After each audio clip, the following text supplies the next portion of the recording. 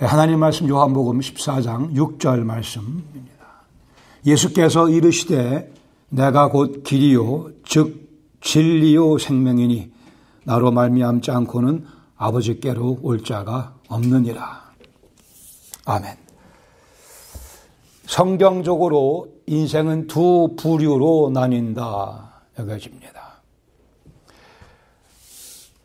매일 부활의 능력을 의지하며 살아가는 인생, 아니면 속히 부활의 능력을 의지하는 삶을 시작해야 될 인생.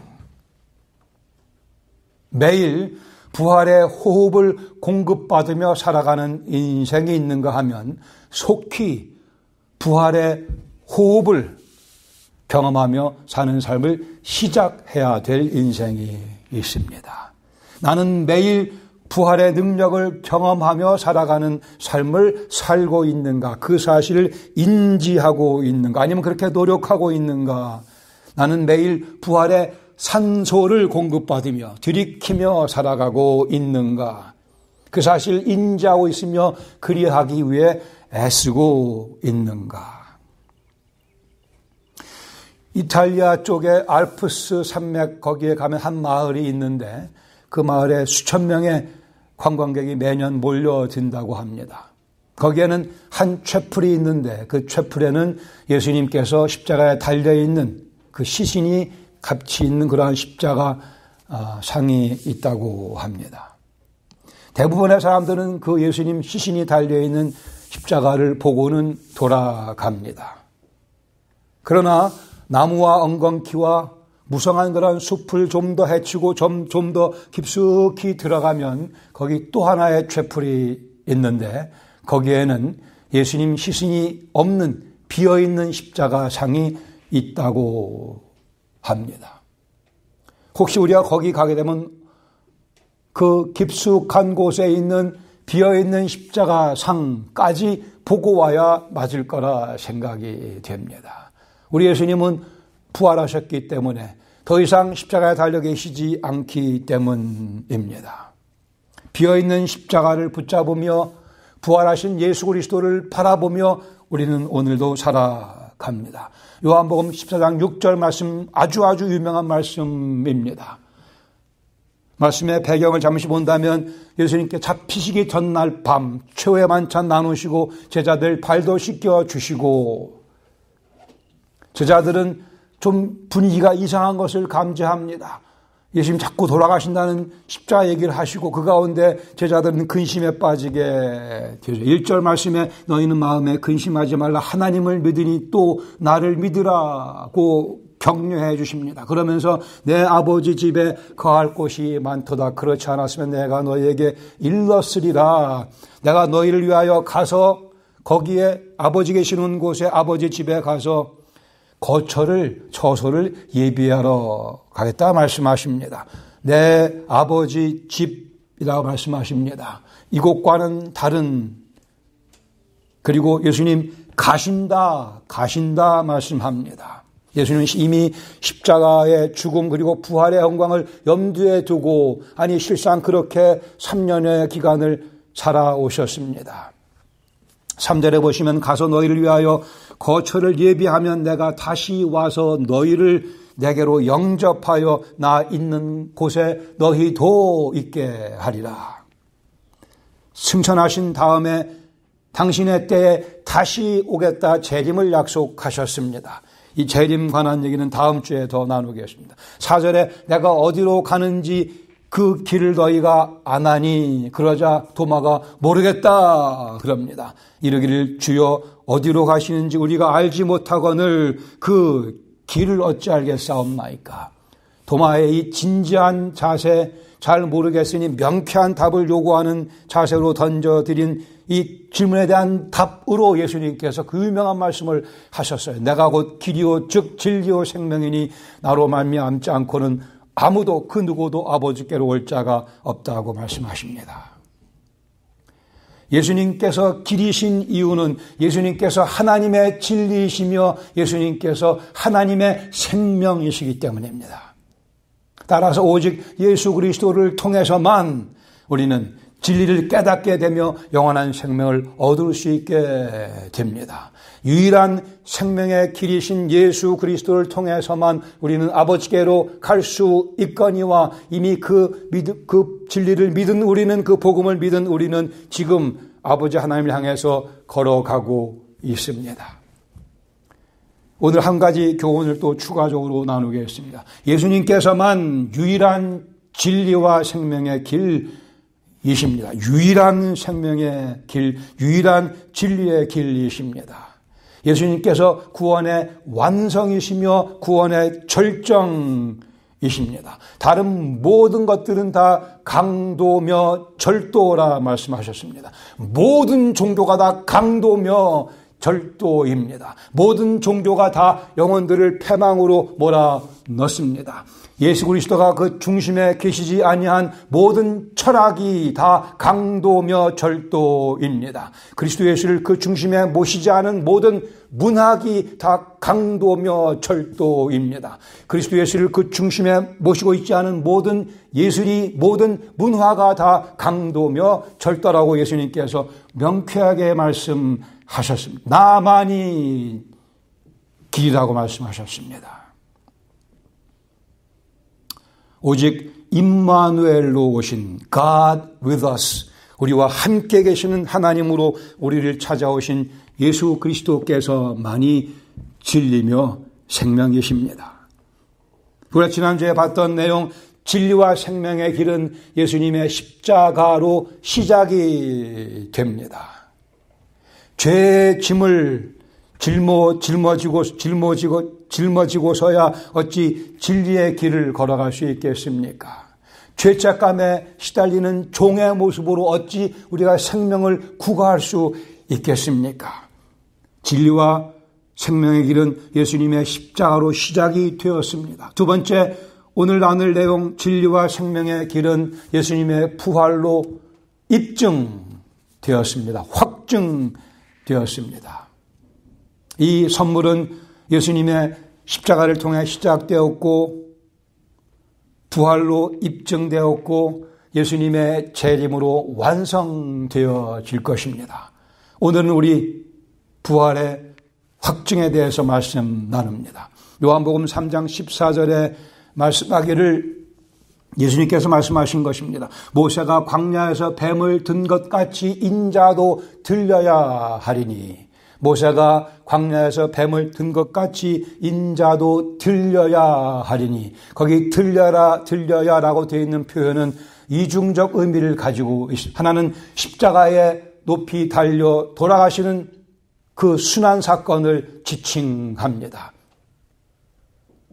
내가 십자가에 달려 너희들의 죄를 대신 짊어지고 죽을 것이라 말씀하십니다. 그러나 동시에 그 들려야라고 한 표현은 위로 들린다라는 비유적 의미에서 영광을 받으신다라는 의미를 가지고 있습니다. 요한은 의도적으로 이 단어를 사용하며 한편으로는 십자가에 들리시는 순환, 그리고 또 하나 동시에 그러나 그 높이 들림 받으시는 영광의 사건을 동시에 이 표현 가운데 포함시키고 있습니다. 요한이 자주 사용하는 기법 중에 하나이며 요한복음 자체에서 그리스도의 순환이 곧 그리스도의 영광이라고 강조하고 있습니다. 영광을 받으실 때라고 하는 그 표현은 십자가 지시는 때를 의미하기도 합니다. 예수님의 부활 사건은 그런 의미에서 예수님의 십자가 사건 속에 이미 포함되어 있었습니다. 십자가 사건과 부활 사건은 별개의 사건이 아니고 하나의 패키지 사건입니다. 십자가가 있으면 부활이 있어야만 되며 부활이 있기 위해서는 십자가가 있어야만 되기도 합니다. 실상 십자가 사건은, 부활의 사건은, 인류 구원의 계획은 창세 전에 하나님께서 이미 계획하셨습니다. 설계하셨습니다. 십자가와 부활은 같이 설계되었습니다. 예수님께서는 당신의 죽으심과 부활에 대해 누차 예언하시며 제자들에게 말씀해 주셨었습니다. 마가복음 8장 31절에 이렇게 말씀합니다. 인자가 고난을 받고 장로들과 대제사장들과 서기관들에게 버린 바 되어 죽임을 당하고 순환 예고입니다. 그러나 사흘 만에 살아나야 할 것을 부활 예고입니다. 비로소 가르쳐 말씀하십니다. 거기 중요한 것은 우리가 이러한 표현을 자꾸 예수님의 순환 예고라고 하는데 그러나 이건 순환 예고가 아니고 순환 및 부활 예고입니다. 표현을 바꿔야 합니다. 순환 및 부활 예고. 사흘 만에 다시 살아나야만 할 것을 영어로 번역하면 must rise again. 헬라어의 day라고 하는 그런 꼭 이루어져야만 되는 일이라고 말씀하고 있습니다. 부활은 꼭 벌어져야만 되는 사건이었습니다. 예수님께서는 마가의 기록에 마가복음 8장이죠. 9장에 10장에 같은 말씀을 반복해서 하고 계십니다. 부활하지 않으셨으면 길도 없습니다. 갈 데가 없는 거요. 예수님 부활하지 않으셨으면 우리가 갈 데가 어디 있습니까? 예수님 부활하지 않으셨다면 예수님 가르침은 진리가 아닌 거짓으로 판명나고 말 것입니다. 예수님의 부활이 없다면 예수님 무덤 가운데 계속 남아 있어야 되고 그러기에 생명도 없어지고 맙니다. 오순절날 사도 베드로가 설교합니다. 시편 16편 말씀을 인용하며 사도행전 22장 31절에 이렇게 기록되어 있습니다. 다윗이 미리 본 고로 그리스도의 부활을 말하되 그가 음부의 버림이 되지 아니하고 그의 육신이 썩음을 당하지 아니하시리라 하더니 이 예수를 하나님이 살리신지라 우리가 다 이 일의 증인이라고. 사도 베드로는 성령 강림을 체험하며 다윗이 오래전에 1000년 전에 했던 그 예언을 다시 들먹이며 인용하며 다윗이에게 했던 그 궁극적인 예언의 실체가 바로 이 예수 너희가 죽인 예수라 증언하고 있습니다. 사도행전에서 반복되는 메시지는 바로 이 메시지입니다. 2장 36절에 말씀한 것 같이 그런즉 이스라엘 온 집은 확실히 알지니 너희가 십자가에 못 박은 이 예수를 하나님께서 살리사 주와 그리스도가 되게 하셨느니라. 너희는 죽였으나 하나님은 다시 살리사 주요 그리스도로 삼으셨다고 말씀합니다. 이 메시지를 들으며 3,000명의 영혼이 회심의 경험을 하게 됩니다. 성령의 막강한 역사가 전개되고 지금까지 메시아의 오심을 고대했던 영혼들이 3,000, 5,000 무수하게 이 복음에 참여하게 됩니다. 증인들이 증거한 내용에 의하여 만일 예수님 시체가 무덤에 있었다고 한다면 이 사도들의 가르침들이 거짓인 것을 증명하는 것은 식은 죽 먹기였습니다. 다시 한번 잘 기억해 두세요. 사도들의 이 부활의 메시지는 예루살렘에서부터 번져나갑니다. 예루살렘은 예수님을 반대하던 종교 지도자들이 꽉 쥐고 있던 그 동네입니다. 그들이 부활에 대해 아무런 반박을 하지 못합니다. 예루살렘에서 그리스도의 부활의 메시지는 전파되기 시작합니다. 빈 무덤이 있던 그 자리에서 이 예수를 너희가 핍박하고 십자가에 못 박은 이 예수를 하나님께서는 살리시고 주와 그리스도가 되게 하셨느니라. 그래 그 부활의 그리스도를 경험한 영혼들이 그리스도의 부활을 증거하되 목숨을 아깝게 여기지 않으며 외쳐댔습니다. 우리가 잘 아는 스데반 돌에 맞아 순교하기 직전에 이렇게 얘기합니다. 사도행전 7장 55절에 스데반이 성령 충만하여 하늘을 우러러 주목하여 하나님의 영광과 및 예수께서 하나님 우편에 서신 것을 보고 여기 영광의 하나님의 영광 옆에 바로 누가 있다고요? 죽임당했던 그러나 하나님께서 살리신 그 예수께서 서 계시는 것을 봤다고 스데반이 증거합니다. 말하되 보라 하늘이 열리고 인자가 즉 예수님께서 하나님 우편에 서신 것을 보노라 봤습니다. 이 땅에 부활하신 그 예수님께서 지금은 승천하시고 하나님의 영광 우편에 서 계시는 것을 스데반이 봤습니다. 그러게 입을 열고 외쳐댑니다. 내가 인자를 보노라. 하나님 우편에 서 계신 예수님이 보이십니까? 어제 저녁에 혹시 그 예수님 보셨습니까? 오늘 아침에 그 예수님 보셨는지요? 오늘 저녁에 또 예수님 볼 계획이십니까? 하나님 영광 우편에 예수님께서 서 계시는 모습을 모든 그리스도인은 매일 아니 매 순간 보며 살아가야 할 것입니다. 스데반이 봤듯이 그래 돌 맞으면서도 예수님 모습을 되풀이해서 보여주었던 스데반의 그 막강한 모습과 같이 되기 위해 우리도 하나님 영광 우편에 서 계시는 예수님을 봐야 할 것입니다. 부활의 주님을 바라보면 인생의 길이 보입니다. 예수님께서 곧 길이시기 때문입니다. 예수님께서는 부활을 통해 죽음을 이기신 생명의 주님이심을 입증해 보여주셨습니다. 예수님께서는 죽으셨으나 부활하심으로 죄의 삭신 사망에 더 이상 우리가 매여 있을 수 없음을 그렇지 않음을 입증해 보여주셨습니다. 당신의 가르침이 진리라는 사실을 부활을 통해 입증해 보여주셨습니다. 예수님 믿는 사람들은 더 이상 죄책감에 시달릴 필요가 없다라는 진리를 부활을 통해 입증해 보여주셨습니다. 부활하신 예수님 오늘도 우리의 절규를 듣고 계십니다. 범죄하고 마음이 괴로워 주 앞에 아랠 때 예수님께서 그 아픈 소리를 들으시며 우리 영혼을 치료해 주십니다.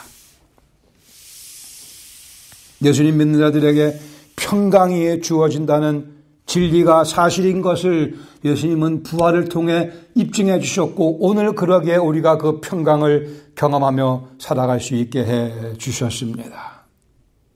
예수님 믿는 자들 영원한 생명이 주어진다고 하는 우리의 인생이 여기서 끝마치면 곧바로 하나님 존전 앞으로 옮겨진다고 하는 사실이 진리인 것을 부활을 통해 입증해 보여주셨습니다. 우리는 성령님의 깨우침을 힘입어 그 진리를 믿었고 오늘도 그 진리 가운데 살아가고 있습니다. 주전 399년 독극물을 먹고 사형에 처해졌던 소크라테스, 인류 역사 가운데 가장 지혜로운 사람 가운데 하나라고 하죠. 그 소크라테스 죽기 전에 한 친구가 그 지혜가 많은 소크라테스에게 질문합니다. 우리가 다시 살 수 있을까? 우리가 다시 살 수 있을까? 소크라테스가 대답하기를 그러기를 바라지. 그러나 우리는 알 수가 없어. 소크라테스의 이 비참한 답변, 그 많은 지혜를 소유했던 소크라테스가 그러기를 바라지, 다시 살기를 바라지. 그러나 우리는 알 길이 없어. 그는 지혜로운 사람이었어요. 거짓을 말하지는 않았습니다. 거기까지. 우리가 사람의 한계, 거기까지. 그러기에 우리의 한계를 뚫고 예수님이 찾아오셔서 우리 앞에 진리가 되어 주셨습니다.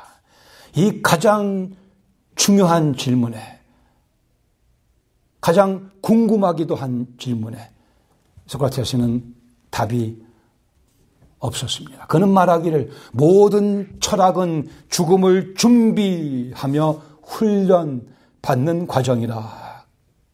명언입니다. 모든 철학은 뭐예요? 죽음을 준비하며 훈련받는 과정입니다.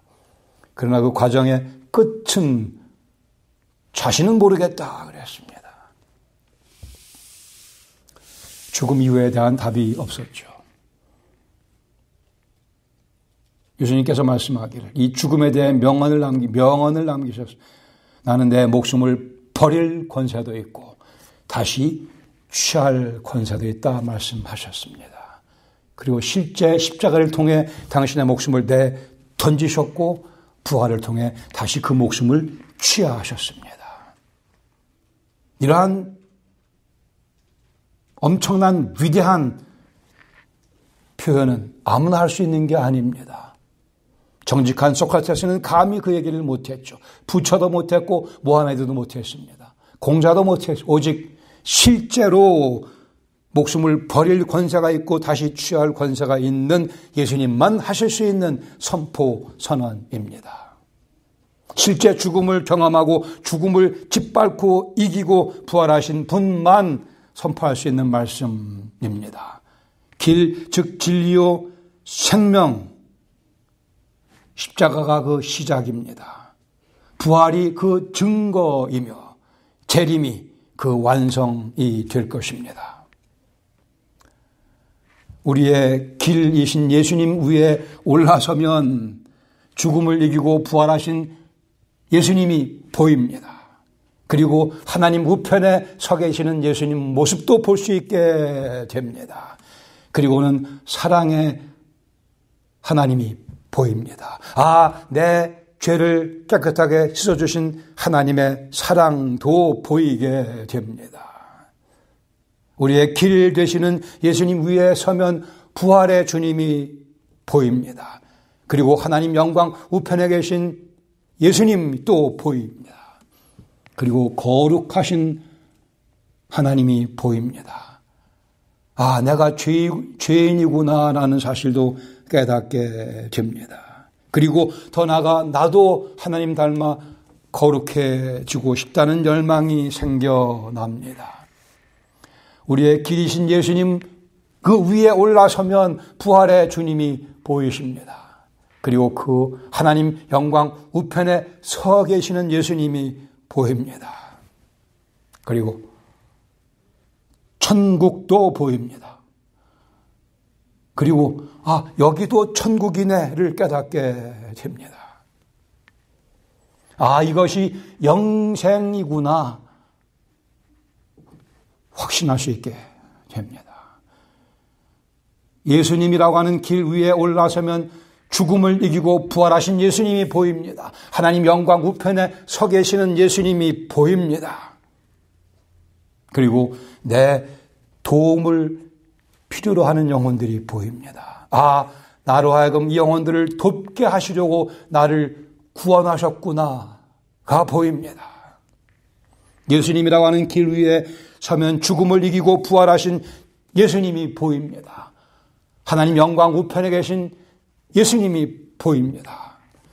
그리고 이 세상의 창고가 좀먹고 녹이 슬고 도둑으로 가득 차 있음을 보게 됩니다. 어디에 내 보물을 투자해야 되는지 바로 볼 수 있게 됩니다. 어디에 내 보물을 쌓아야 되는지 알게 됩니다. 예수님이라고 하는 길 위에 올라서면 죽음을 죽이시고 부활하신 영광의 부활의 주님이 보이며 하나님 영광 우편에 서 계시는 예수님이 보입니다. 그리고 내가 용서받았다라는 사실이 감격으로 몰려오며 나도 나에게 죄 지은 자를 용서하고 싶다라는 신비한 능력이 우리를 찾아옵니다.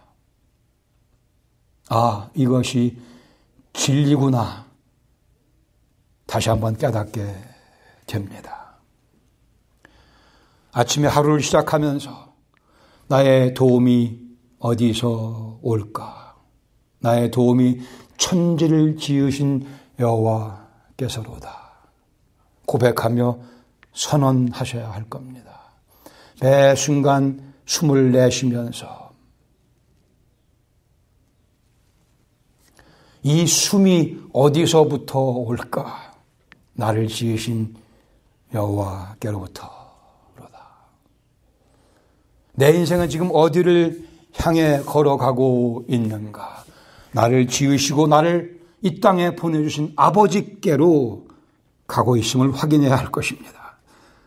오늘도 인생 걸어갈 수 있는 힘을 공급해 주시는 아버지께로 가고 있음을 확인해야 합니다.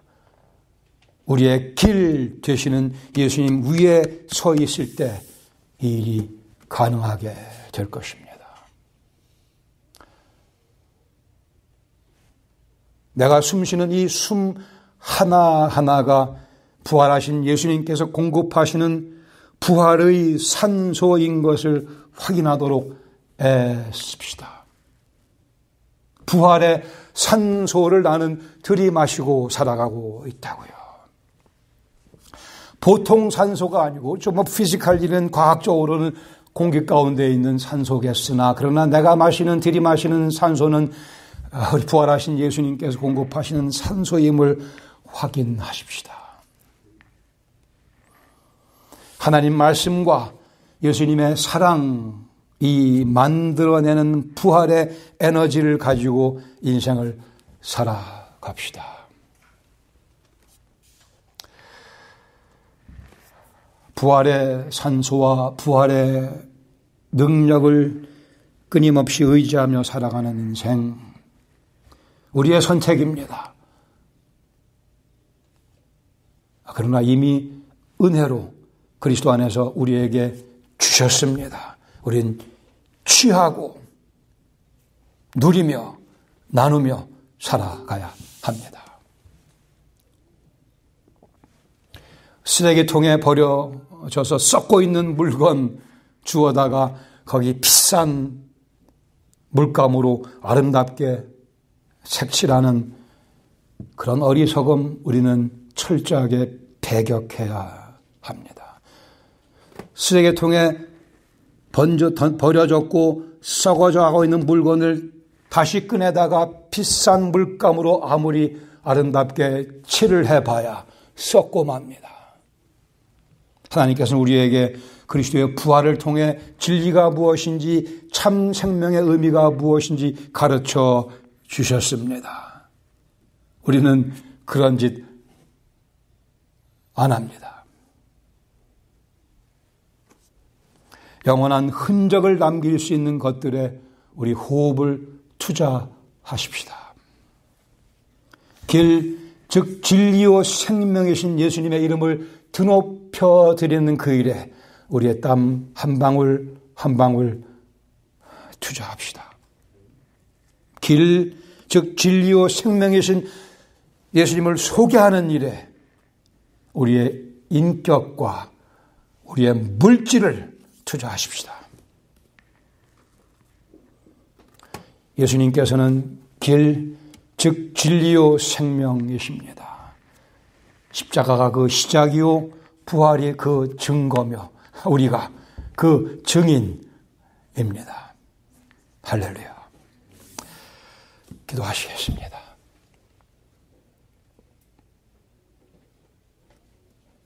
우리가 그 증인입니다. 우리가 길이신, 즉 진리요 생명이신 예수님의 대변자입니다. 일면 우리가 자그마한 길입니다. 예수님께로 사람들을 인도하는 우리가 자그마한 진리 조각입니다. 우리 인격이 예수님을 반영할 때 우리가 자그마한 생명 조각입니다. 우리 속에 부활의 에너지가 넘쳐나게 될 때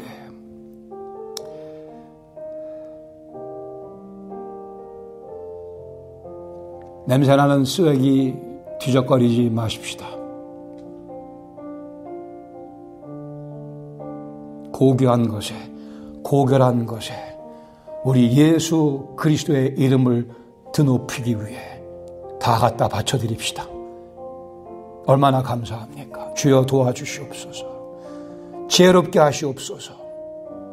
생명력으로 저희를 채우셔서 가장 귀하고 아름다운 이름, 가장 높고 영광스러운 찬란한 이름 예수 그리스도를 위해 저희 모든 것을 다 투자하는 복으로 저희를 이끌어 주시옵소서.